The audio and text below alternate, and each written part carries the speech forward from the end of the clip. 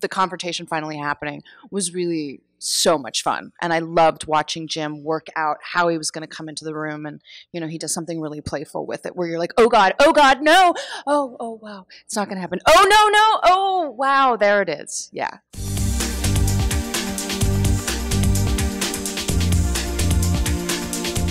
Well, the movie is called You Can Choose Your Family. It stars myself, Jim Gaffigan, Samantha Mathis, Anna Gunn, Alex Karpovsky. And yeah, it's a crazy story about the dynamic of a relationship between father and son when son finds out that father has a second family and has so for his entire existence.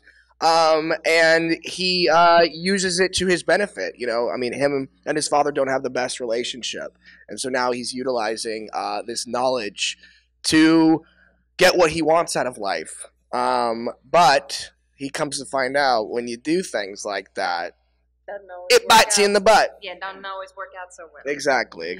Yeah. I play Bonnie, and I am his wife number 2, second family. She's a painter, and she's a really bad cook, but full of joy and just a creative sort of free spirit, and very different than Anna Gunn's character, who is much more of a traditional wife. Well, I mean, I think that for my character, what's not to empathize with, you know, when you realize that you've been living a lie to a certain extent. I really responded when reading the script in terms of getting to play someone who was a bit eccentric and out there. I had never played anyone like her before, and so that was a lot of fun for me. I can't say that my parents are as messed up as this relationship dynamic, but which is probably a good thing.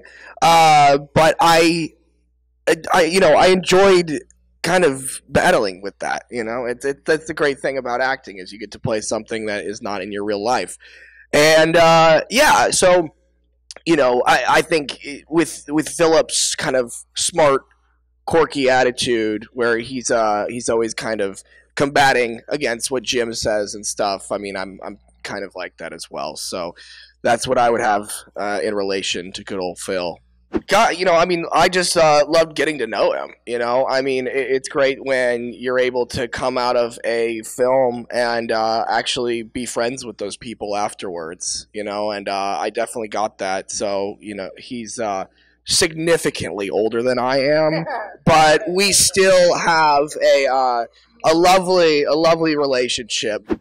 Watching the scene where Logan's character is sitting in the living room with my family, and Jim's character is coming in and then not coming in and fits and starts, watching the anticipation of the confrontation finally happening was really so much fun. And I loved watching Jim work out how he was going to come into the room. And, you know, he does something really playful with it where you're like, oh God, no. Oh, wow. It's not going to happen. Oh, no. Oh, wow. There it is. Yeah. So I loved watching him figure that out.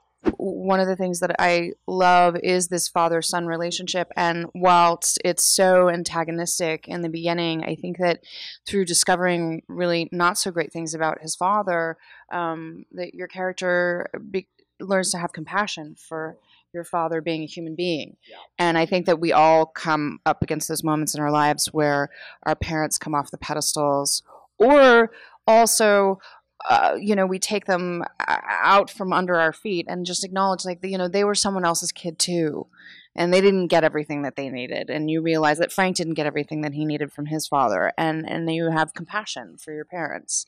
And I think there's great humanity in the movie in that regard. You know, no matter what, you're still gonna love your family is basically what it is, kind of. And I think along the way, the movie is a lot of fun. I think there's something for everyone to recognize and laugh about. It is a dramedy or dramedy, and you see great humor out of the shortcomings of all of these people.